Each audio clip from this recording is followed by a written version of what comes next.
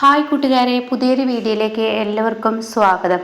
അങ്ങനെ പൂജ തൻ്റെ കുഞ്ഞിനെ കിട്ടാൻ വേണ്ടി പൊട്ടിക്കരയാണ് കേട്ടോ, വിതുമ്പിക്കരയാണ് ആദിയുടെ മുന്നിൽ. അപ്പോൾ അർദ്ധരാത്രിയാണ്.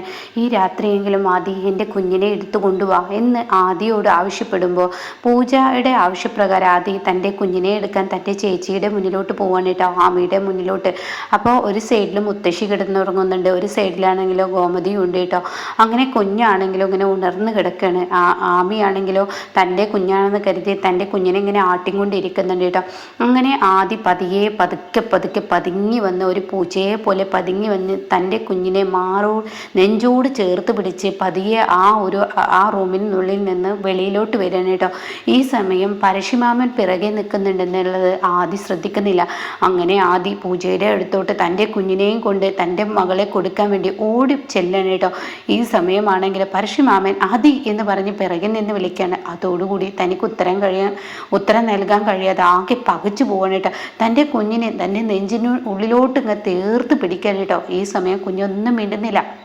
നീ എന്താ ഇവിടെ കിടന്നിങ്ങനെ പരങ്ങുന്ന്? അത് കേട്ടോടുന്നില്ല. അതെന്താ പരശുമാമ പറഞ്ഞത്?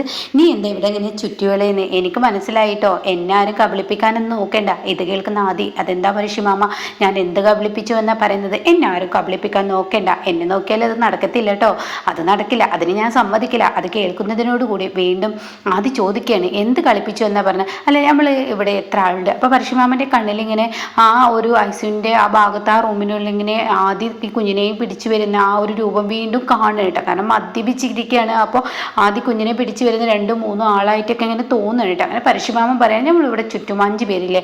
അത് കേൾക്കുന്ന ആദ്യം ഈശ്വര രക്ഷപ്പെട്ടു, അതുകൊണ്ട് തന്നെ തനിക്ക് ഇനി 5 പേരെന്നില്ല 10 പേരാക്കാമെന്ന് മനസ്സിൽ കരുതിയിട്ട് ആദ്യം പറയണം. ഓ, പരശുമാമൻ പറഞ്ഞത് കറക്റ്റാണ്. അപ്പോൾ ഞാൻ പറഞ്ഞത് 5 പേരില്ല, 5 അല്ല 10 ഉണ്ട്. അപ്പോൾ എൻ്റെ വാക്കുകൾ എത്ര സത്യമായിരിക്കുന്നു, എന്ത് സത്യമാണ് എൻ്റെ വാക്കുകൾ. കണ്ടില്ലേ, ഇവിടെ 10 പേരാണ്, ഇവിടെ 10 പേരാണ് എന്നൊക്കെ പറയാൻ കേട്ടോ. അല്ല, നിൻ്റെ കയ്യിലെന്താ ഈ കാണുന്നത്? ഇതെന്താ? അത് കേൾക്കുന്ന ആദ്യം ഈശ്വരപ്പെട്ടല്ലോ, എൻ്റെ കുഞ്ഞിനെയാണല്ലോ ഈ കാണുന്നത്. ഇത് കണ്ടു കഴിഞ്ഞാൽ തീർച്ചയായും ഇവിടെ ഒരു പ്രശ്നം ഉണ്ടാക്കുമല്ലോ എന്ന ഭയപ്പാടില്ല ഇങ്ങനെ ആദി തൻ്റെ കുഞ്ഞിനെ നെഞ്ചോട് ചേർത്ത് പിടിക്കുമ്പോൾ ഉടൻ തന്നെ, അല്ല ഇതെന്താടാ, ഇതെന്തോന്നാടാ, നീ എന്താ മിണ്ടാത്ത്? അത് പിന്നെ അത് ആ പഴംപൊരിയാണ് എന്നാദി പറയുന്നു കേട്ടോ. ആദിയുടെ ഈ പറച്ചിൽ കേൾക്കുന്നതിനോടുകൂടി, പഴംപൊരിയോ? എടാ പരശുമാമന് വല്ലാതെ വിശക്കുന്നടാ, പരശുമാമൻ വിശന്നിട്ട് കണ്ണ് തുറക്കാടാ, ഈ അതിരാത്രി ഞാൻ എങ്ങനെയാടാ പരശുമാമൻ വിശന്നിട്ടിരിക്കുക, നീ ആ പഴംപൊരിയിൽ ഒരു പഴംപൊരി എനിക്ക് കാട്ടടാ എന്നൊക്കെ ഇങ്ങനെ പറയാൻ കേട്ടോ. അത് കേൾക്കുന്നതിനോട് കൂടി, അയ്യോ എനിക്ക് വല്ലാതെ വിശക്കുന്നു, പരശുമാമനെ കാട്ടടാ. അയ്യോ പരശുമാമ, വിശക്കുമ്പോൾ അതിന് പഴംപൊരിയല്ല കഴിക്കേണ്ടത്, പിന്നെ എന്താടാ? വടയാണ് കഴിക്കേണ്ടത്. അത് കേൾക്കുന്നതിനോട് കൂടി, വടയോ? അതെ വട. അതിന് അർദ്ധരാത്രി എവിടുന്ന് വട കിട്ടാനാടാ? ഈ പരശുമാമന് വിശന്നിട്ട് വയ്യടാ, നല്ല വിശക്കുന്നുണ്ടാ, എനിക്ക് കാട്ടടാ പഴംപൊരി. എങ്കിൽ പഴംപൊരി അത് വേണ്ട, പരശുമാമനെ ഞാൻ പോയിട്ട് വട വാങ്ങിക്കൊണ്ടുവരാം. പരശുമാമൻ ഇവിടെ തന്നെ നിന്നാൽ മതി കേട്ടോ, ഇവിടുന്ന് നീങ്ങണ്ട. അങ്ങനെ ആമിയുടെ റൂമിലോട്ട് തന്നെ കുട്ടിയെ കൊണ്ടുവെക്കാൻ കേട്ടോ. ഇതേ സമയം പൂജയാണെങ്കിൽ തൻ്റെ കുഞ്ഞിനെ നോക്കി കണ്ണും തള്ളി ഡോറിനടുത്തോട്ട് ഇങ്ങനെ നോക്കി നിൽക്കുമ്പോൾ ആദ്യം മാത്രമേ വരുന്നുള്ളൂ. ആദ്യം കാണുന്ന പൂജ, എന്താ നിങ്ങൾ കാണിക്കുന്നത്? എൻ്റെ മോളെവിടെ? അത് കേൾക്കുന്നതിനോട് കൂടി, എൻ്റെ പൂജ എനിക്ക് പറ്റിയില്ല, എന്താ നിങ്ങൾ ഈ പറയുന്നത്? എൻ്റെ കുഞ്ഞെവിടെ? എൻ്റെ കുഞ്ഞിനെ കാണാൻ വേണ്ടി ഞാൻ കണ്ണ് നോക്കി നിൽക്കുമ്പോൾ നിങ്ങൾ എന്താ എൻ്റെ കുഞ്ഞിനെ കൊണ്ടുവരാത്ത? എനിക്കെൻ്റെ മോളില്ലാതെ പറ്റില്ല.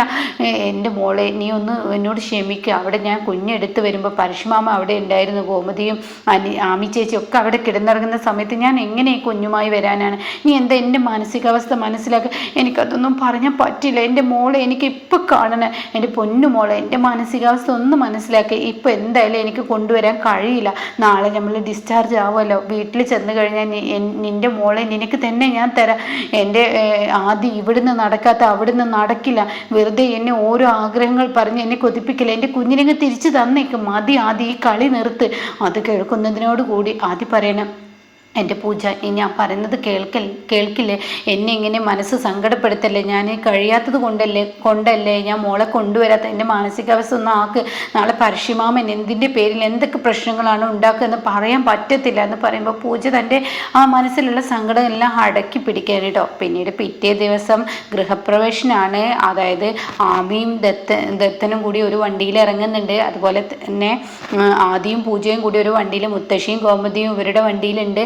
അങ്ങനെ മുത്തശ്ശി പറയാണ് ആമിയോട്, എന്തായാലും ഇന്ന് തന്നെയാണ് ഗൃഹപ്രവേശനത്തിന് നല്ലതെന്ന് ജ്യോത്സ്യൻ പറഞ്ഞു. എല്ലാം കൊണ്ട് നല്ലൊരു മുഹൂർത്തം, ഈ വീട്ടിൽ ഇന്ന് ഗൃഹപ്രവേശനം ചെയ്യേണ്ടത് തന്നെയാണ്. അപ്പോൾ ഇതൊക്കെ പറയുമ്പോഴും പൂജയുടെ കണ്ണ് തൻ്റെ ആമിയുടെ കയ്യിലിരിക്കുന്ന തൻ്റെ പൊന്നു മോളെയാണ് കേട്ടോ. മോളുടെ മുഖത്തോട്ട് ഇങ്ങനെ എത്തി എത്തി നോക്കുകയാണ്. പക്ഷെ കാണാതിരിക്കാൻ ടർക്കി കൊണ്ട് ആമി പൊതിഞ്ഞിരിക്കുകയാണ്. അപ്പോൾ ഗോമതി പറയണേ, എൻ്റെ ആമി എന്നോടൊരു കാര്യം പറയാതിരിക്കാൻ വയ്യ. നിൻ്റെ കുഞ്ഞ് നിന്നെപ്പോലെ തന്നെ ആ കണ്ണ് കണ്ടില്ലേ, ആ മൂക്ക് കണ്ടില്ലേ, ആ ചുണ്ട് കണ്ടില്ലേ, എല്ലാം നിൻ്റെത് കിട്ടിയിരിക്കുന്നു. എന്തിനാ കളറ് പോലും നിൻ്റെ കിട്ടിയിരിക്കുന്നു. എന്ത് കളറാണ് ആ കുഞ്ഞ് എന്നൊക്കെ ഇങ്ങനെ പറയുമ്പോൾ ആമി ഇതൊക്കെ ആമിയെ എൻ്റെത് തന്നെയല്ലേ എൻ്റെ മോൾക്ക് കിട്ടുള്ളൂ എന്ന് ആമി പറയുമ്പോൾ ഉടൻ തന്നെ പൂജ ആദ്യം നോക്കണം കേട്ടോ. ആദ്യമാണെങ്കിലോ വല്ലാത്തൊരു പ്രതിസന്ധി, തൻ്റെ ചേച്ചിക്ക് താൻ ചെയ്തൊരു ത്യാഗം അത് തനിക്ക് തന്നെ തിരിച്ചടിയാവുമോ എന്നുള്ള ആ പേടിയോടുകൂടി ആദ്യം നിൽക്കണ്ട. അപ്പോൾ ആദ്യം ഇങ്ങനെ തുറച്ച് നോക്കണ്ട. അപ്പോൾ ആദ്യം പ്ലീസ് പ്ലീസ് എന്നിങ്ങനെ കാണിക്കുന്നുണ്ട് കേട്ടോ. അങ്ങനെ മുത്തശ്ശി പറയണേ, മതി ഗോമതി, നിൻ്റെ സംസാരം നീ നിർത്ത്. മുത്തശ്ശിക്ക് പൂജയെ നോക്കുമ്പോൾ സങ്കടമുണ്ട്. അങ്ങനെ നിർത്തുന്നുണ്ട് നിൻ്റെ സംസാരം, നീ ഒരു പണി ചെയ്യേ, നീ പോയിട്ട് ഇവർക്ക് കുഞ്ഞിനെ പോയിട്ട് നീ അകത്ത് കയറ്റാനുള്ള ആരതി തട്ട് എടുത്ത് വാ, ദൃഷ്ടിദോഷമൊക്കെ മാറട്ടെ എന്ന് പറഞ്ഞിട്ട് ഗോമതിയെ പറഞ്ഞേക്കാം കേട്ടോ. അപ്പോൾ ആമി ചോദിക്കാൻ, എൻ്റെ ആദി നീ എൻ്റെ കൂടെപ്പിറപ്പല്ലടാ, നീ എൻ്റെ കുഞ്ഞിൻ്റെ ചായ മാറട്ടെ പോലെ എന്ന് പറഞ്ഞില്ലല്ലോ, നീ എന്താ അത് പറയാത്ത? അത് കേട്ട ഉടൻ തന്നെ ആദ്യം ഇങ്ങനെ തുറച്ചു നോക്കുകയാണ് പൂജ. വീണ്ടും പറഞ്ഞു കൊടുക്ക്, ആരുടെ ചായ ആണെന്ന് പറഞ്ഞു കൊടുക്കുക എന്ന ഭാവത്തിൽ നിൽക്കുമ്പോൾ ഉടൻ തന്നെ, എന്താടാ നീ അവളെ നോക്കുന്നത്, എന്നെ നോക്കി പറയടാ, നീ പറയടാ എന്ന് ആദിയോട് പറയണേട്ടാ. അപ്പോഴേക്കും ആമിയുടെ ഭർത്താവ് ദത്തം പറയണേ, നീ എന്തിനാ വെറുതെ കാര്യമില്ലാത്ത സംസാരിക്കുന്നത്, ഇപ്പം ചായ നോക്കല പണി, കുഞ്ഞിനേറ്റുള്ള ഗൃഹപ്രവേശനം അത് നടക്കട്ടെ എന്ന് പറയണ്ട. അങ്ങനെ ഗൃഹപ്രവേശനത്തിനായി കാലങ്ങ് വെക്കുമ്പോൾ പൂജയുടെ സ്വഭാവം അങ്ങ് മാറണം കേട്ടോ. പൂജ പറയാണ്, എൻ്റെ കുഞ്ഞിനെ അങ്ങ് തന്നേക്കെന്ന് പറയട്ടോ. ഇത് കേൾക്കുന്നതിനോട് കൂടി എല്ലാവരും അങ്ങ് ഞെട്ടിപ്പോവാണ്, പ്രത്യേകിച്ച് ആദി. അപ്പോൾ ഈ സമയം ആമി, എന്ത് നിൻ്റെ കുഞ്ഞോ, ഈ കുഞ്ഞിനെ ആ കുഞ്ഞിനെ ഒന്ന് എനിക്ക് തരുമോ, എനിക്ക് എടുക്കാൻ തരുമോ എന്ന് പൂജ ചോദിക്കാനായിട്ടാ. അപ്പോൾ ഈ സമയം മുത്തശ്ശി പറയണേ, അത് കൊടുക്ക്, എൻ്റെ കുഞ്ഞിനെ ഞാൻ ആർക്കും കൊടുക്കില്ല, ആരുടെയും കയ്യിൽ എൻ്റെ കുഞ്ഞിനെ വെച്ച് കൊടുക്കില്ല, ഞാൻ അത് ചെയ്യില്ല. അപ്പോൾ മുത്തശ്ശി പറയണേ, എൻ്റെ കുഞ്ഞ് നിൻ്റെ കുഞ്ഞ് എന്നുള്ള പോരുവിൽ വേണ്ട അമ്മി, അത് നല്ലതല്ല. ഈ കുടുംബത്തിൻ്റെ കുഞ്ഞാണ്, ഈ കുടുംബത്തിൻ്റെ കുഞ്ഞ്, എല്ലാവരും അമ്മമാരാണ് ഈ കുടുംബത്തിൻ്റെ, അത് നീ ആലോചിക്കണം എന്നൊക്കെ പറയുമ്പോൾ ഉടൻ തന്നെ, ഞാൻ ആരെന്ത് പറഞ്ഞാലും ഞാൻ കൊടുക്കത്തില്ല, എൻ്റെ മോളെ ആർക്കും കൊടുക്കില്ല. അപ്പോൾ പൂജ ആദ്യം ഇങ്ങനെ തുറച്ച് നോക്കണം കേട്ടോ. തനിക്ക് സഹിക്കുന്നില്ല, സഹിക്കാവുന്നതിലപ്പുറമായി ഇവരുടെ പ്രവൃത്തി എന്നുള്ള ആ ഒരു ഇതിൽ നിൽക്കുന്നുണ്ട് കേട്ടോ. തൻ്റെ കുട്ടിയെ വിട്ടുകൊടുത്താലും പോരാ, തൻ്റെ കുഞ്ഞിനെ ഒന്ന് നോക്കാൻ പോലും അനുവദിക്കുന്നില്ലല്ലോ. അപ്പോൾ ആദ്യം ആകെ പെട്ടിരിക്കുകയാണ് കേട്ടോ. ആ സമയം ആമി വീണ്ടും പറയണം, ഞാൻ കൊടുക്കില്ല എന്നല്ല പറഞ്ഞു മുത്തശ്ശി എന്ത് പറഞ്ഞാലും ഞാൻ കൊടുക്കില്ല. അപ്പോൾ ഉടൻ തന്നെ രത്തം പറയണേ, എന്നാൽ ഇതിനൊരു പ്രതിവിധിയേ ഉള്ളൂ, എന്തായാലും ഗൃഹപ്രവേശനം മുത്തശ്ശി ഇപ്പോൾ അച്ഛൻ ചെയ്താലും കുഴപ്പമൊന്നുമില്ലല്ലോ, ഞാനങ്ങ് ചെയ്താൽ പോരെ, എൻ്റെ കുഞ്ഞിനെ ഞാൻ എടുത്തോളാം എന്ന് പറഞ്ഞിട്ട് ആ കുഞ്ഞിനെ എടുക്കാം. അത് കേൾക്കുന്ന ആമി പറയാം, എന്താ എനിക്ക് പൂർണ്ണ സമ്മതമുള്ളൂ, ദത്തനെ എടുക്കുന്നതിൽ എനിക്ക് പൂർണ്ണ സമ്മതമാണ് എന്നൊക്കെ ഇങ്ങനെ പറഞ്ഞിട്ട് കൊടുക്കണത്. അതിനിടയ്ക്ക് പോലീസിൻ്റെ കാര്യമൊക്കെ പറയുന്നുണ്ട് ആമി, എന്താ ഞാൻ കൊടുത്തില്ല എന്ന് കരുതി എന്നെ പോലീസ് പിടിച്ചു കൊണ്ടുപോകുന്നൊക്കെ ചോദിക്കുന്നുണ്ട്. അപ്പോൾ ഉടൻ തന്നെ ഗോമതി പറയാണ്, ഇവിടുത്തെ പോലീസ് ഈ നിൽക്കുന്ന ദത്തൻ തന്നെയല്ലേ എന്നൊക്കെ പറയുമ്പോൾ അതും കൂടി വലിയ ഒരു പൊങ്ങച്ചമായി മാറുകയാണ് ആമിക്ക്.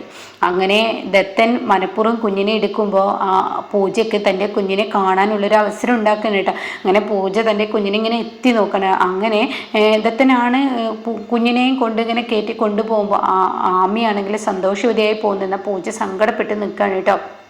പിന്നീടാണെങ്കിലോ പൂജ ഇങ്ങനെ ഒരു ഭാഗത്ത് നിൽക്കുമ്പോൾ ഇങ്ങനെ സമാധാനിപ്പിക്കാൻ ആദ്യം ഒരുങ്ങാണ്. ആ സമയം അവിടോട്ട് ഇങ്ങനെ ഗോമതിയും അതുപോലെ മുത്തശ്ശിയും കൂടി വരികയാണ്. അപ്പോൾ ഉടൻ തന്നെ എന്താ ഇവരുടെ കൂടെ ഉണ്ടായിരുന്ന കുഞ്ഞിനെ എടുക്കാമെന്ന ക്ലാരമ്മയെ ഇപ്പം കാണാനില്ലല്ലോ. അപ്പോൾ അത് കേട്ട ഉടൻ തന്നെ ആദ്യം പറയണേ, അവർ പച്ചമരുന്ന് കൊണ്ടുവരാൻ വേണ്ടി നാട്ടിലോട്ട് പോയിരിക്കണേ. അപ്പോൾ അത് കേൾക്കുന്നതിനോട് കൂടി കുഞ്ഞ് പോയല്ലോ, കുഞ്ഞ് മരിച്ചു പോയത് കൊണ്ട് തന്നെ അവർ മുങ്ങിയിരിക്കുകയാണെന്ന് പറയട്ടോ. ഇതങ്ങ് കേൾക്കുമ്പോൾ പൂജക്ക് സങ്കടം വന്ന് പൂജ കരയാണ്. അപ്പോഴേക്കും ആദ്യം ഒന്നും മിണ്ടാതെ അവിടെ നിന്ന് പോകുന്നുണ്ട്.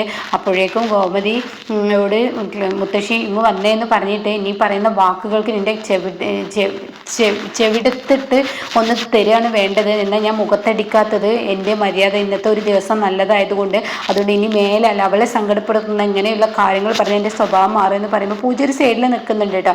ഇതിനിടയ്ക്ക് മാമൻ അവിടെ വീണ്ടും വരികയാണ്. അപ്പോൾ അയാളൊരു വണ്ടിയുടെ മുന്നിലോട്ട് ചാടുന്നുണ്ട്. അപ്പോൾ അയാൾ ചോദിക്കുന്നുണ്ട്, നിങ്ങൾ എന്താ മദ്യപിച്ച്, മോനെ നിനക്കൊന്നും പറ്റിയില്ല? ഇല്ല എനിക്കൊന്നും പറ്റില്ല. എന്നാൽ പറ്റാതിരിക്കട്ടെ, നീ പൊയ്ക്കൊന്നും പറഞ്ഞയക്കുമ്പോൾ നീ പോകുന്നതിനിടയിൽ വണ്ടി തട്ടി ചാവാതിരുന്നാൽ മതി. അയാളെ പ്രാകും മനസ്സിലാകുന്നുണ്ട് കേട്ടോ. പിന്നീട് പരശുമാമൻ ദത്തനെ വിളിക്കണം, ദത്താ നീ എവിടെയാണ്? ഞാനിവിടെ ഉണ്ട്. പരശുമാമൻ പുറത്ത് വന്നിട്ടാ, നീ ഇങ്ങോട്ട് വാഴ. അപ്പോഴേക്കും ദത്തൻ പുറത്ത് വരിക, എന്താ എന്ന് ചോദിക്കണം. ഇവിടെ പരശുമാമന് കുറച്ച് ദിവസം ഇവിടെ നിൽക്കാൻ. ആ എനിക്ക് മനസ്സിലായി. അപ്പോൾ ടി വിയിലൊക്കെ കണ്ടോ നീ ഇവിടെ നിൽക്കുന്നത്?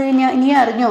ഇല്ല ഞാൻ ഒന്നും അറിഞ്ഞിട്ടില്ല. പരശുമാമന് ഇപ്പം എന്താ വേണ്ടത്? എനിക്ക് കുറച്ച് പൈസ വേണം. പൈസ ഒക്കെ തരാം, പക്ഷേ അത് കള്ള് കുടിക്കാനാണെങ്കിൽ ആ പൈസ ഞാൻ അനുവദിക്കില്ല എന്ന് പറയുന്നുണ്ട് കേട്ടോ. എന്നിട്ട് പൈസയൊക്കെ വാങ്ങിയിട്ട് പരശുമാമൻ അവിടെ നിന്നും പോകുന്നുണ്ട്. എന്തായാലും പൂജയുടെ കുഞ്ഞിനെ പൂജക്ക് വിട്ടുകെട്ടണം എന്നുള്ള ആവശ്യവുമായി ഇനി പൂജ അടുത്തത് ആദിയുടെ മുന്നിലോട്ടും മാമിയുടെ ക്രൂരതകൾ ഓവറാകുമ്പോൾ പൂജ എല്ലാം വെട്ടിത്തുറന്ന് പറയുന്ന ആ കിടുക്കൻ സീനും വരുന്നുണ്ട് കേട്ടോ.